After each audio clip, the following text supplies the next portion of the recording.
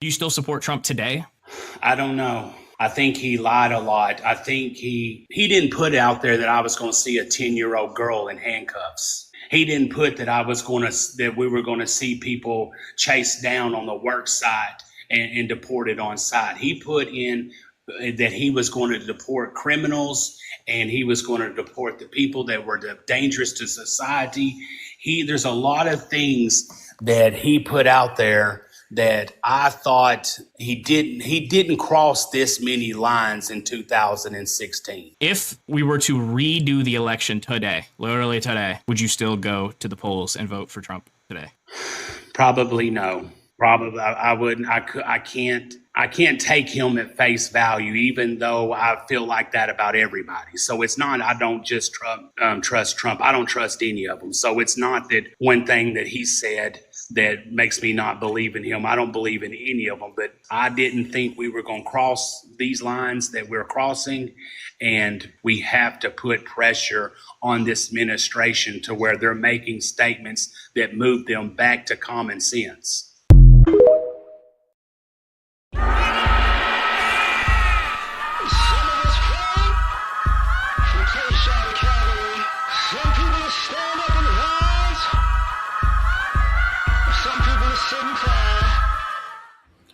People are turning on Trump's America, right? Um,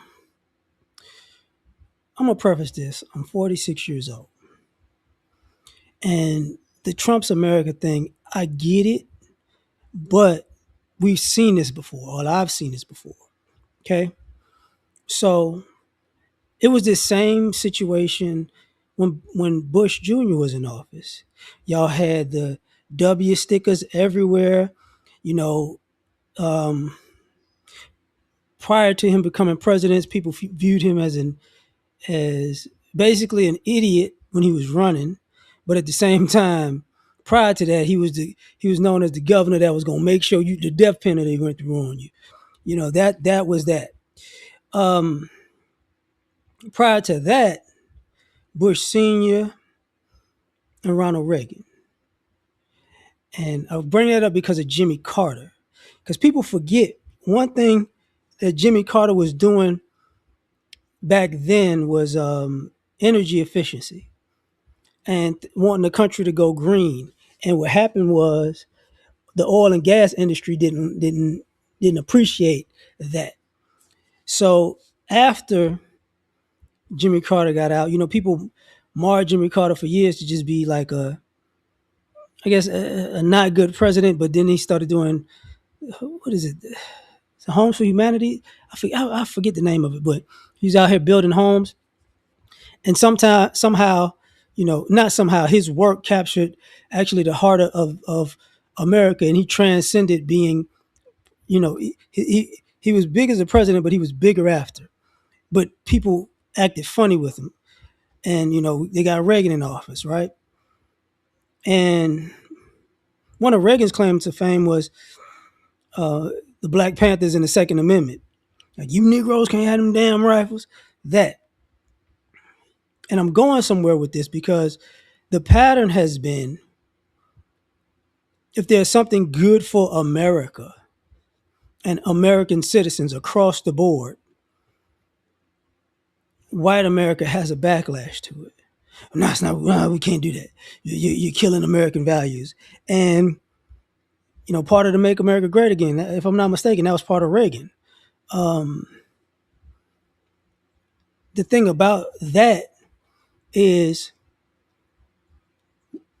you galvanize, quote unquote, let's just say white America or people who agree with white America, and they have this grandiose idea how things are going to go, and we're doing it now, we're running the show, we're going to show you, and America gets increasingly worse, and then these people get disenchanted and, oh, I was lied to, I was manipulated, this is not what I wanted, this is not what I voted for, and it causes a groundswell of just discontentment, just discontentment. Wow, I'm tripping. Of how can I say this? People who just turn on it, who turn their back to the very thing that they wanted and voted for and championed. And what winds up happening is now we need somebody, and hopefully they fix it.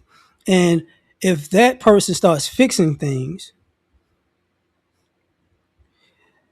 you're gonna fight them tooth and nail all the way,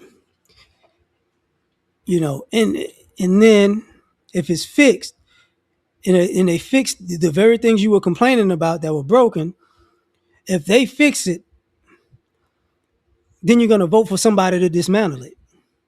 And then you're going to go on this whole, we got to change it, we got to change it, we got to change it. That's why I brought up Bush Jr. before Obama, because, people didn't like the direction the country was going when Clinton was president after his 8-year run. And it was like, and I remember back then, people were like, just put Gore in office and he's going to extend the same thing, and we're going to be more prosperous, and it's going to work. And he was like, hell no. It's like, okay. And, part of the George Bush thing was, Christian family values and F them gays, and, he's tough on crime. And it's like, oh, okay. All right. And then the 9/11 thing happened, and all the other calamities happened, like that I've talked about before. Housing bubble and housing bubble, insurance industry collapsing, Enron, auto industry, banking industry. It went haywire. And Obama got in there, and you wanted to fight Obama tooth and nail for, healthcare. Oh my God, I get it. You don't want Obamacare, and I never understood not wanting Obamacare when it was pretty much Romney care. For all y'all who didn't politically, Mitt Romney was the person that really came up with a universal health care, and he was fighting for that. Obama got in office and basically did it, and it was called Obamacare because Obama was the president, but whatever. But you fought against that. And the backlash for Obama being president, is we're going to make America great again. And it's going to be different. We're going to show you. And then, Trump got in office the first time, and then, people blame it on COVID, but they don't just go, yeah, when they told him to shut it down or we're going to make some fights against this. He was like, man, fuck all that. And then there was the pandemic. And that's how he lost the presidency to Biden, really, was because of the pandemic. It was like, damn, you should have you hard-headed, right? So then people didn't like Biden. You call it a lame duck if you want to. I can understand that. And then Trump's in there again, and now we're gonna do what we said we're gonna do. We're gonna make the border strong. We're gonna get rid of illegals. We're gonna fix the economy. Blah. We're gonna show you. We're gonna be about business, and America's gonna be great. And pretty much everything that you thought was gonna happen didn't happen. But except for making the rich richer, or making the rich wealthy and the wealthy super wealthy, right? And then the racial dynamic of it, you saw white America, Hispanic America, some Asian Americans who are not rich, but just everyday people start going, wait a minute, bro, like, what? This is not what I voted for. This is not the country that I wanted. And it's like, bro, and this cracks me up because people are my age and a little older, a little bit younger. It's like, you saw this before with Bush. What are we talking about?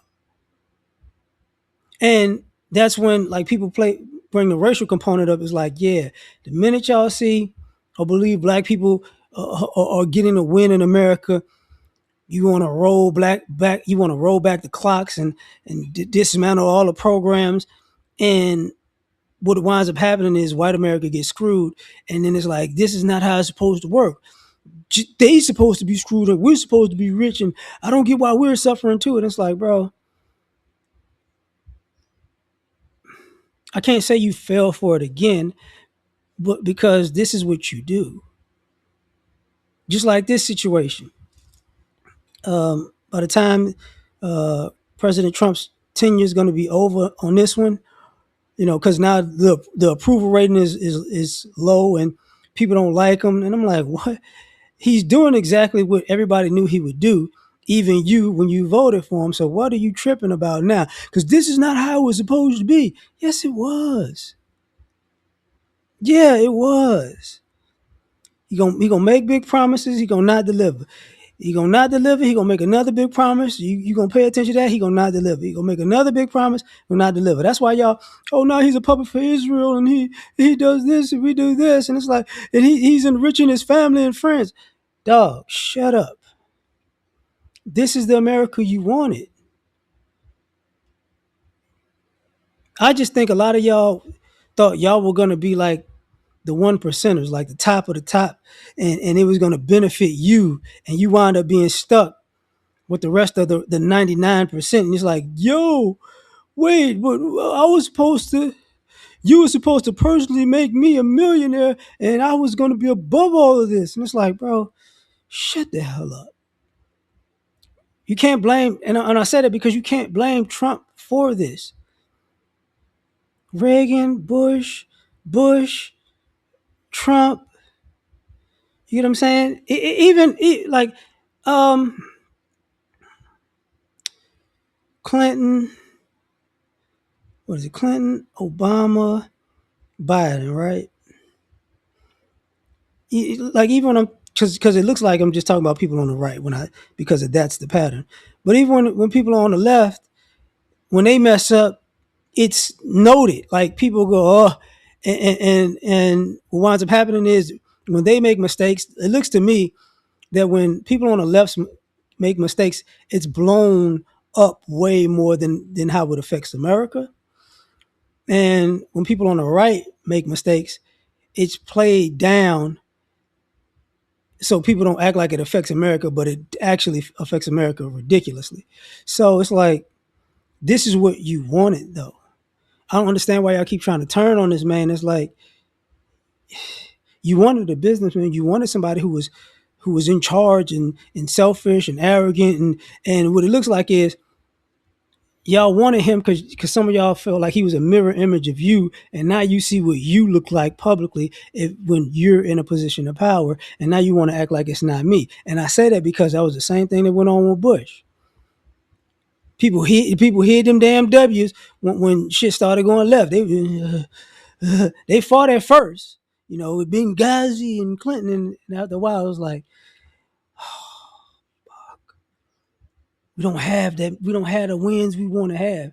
It's like, yeah, man. Yeah. This is what you wanted. Stop complaining about it. But I'm going to leave it at that. Tell me what you think. Catch you on the next one. Peace.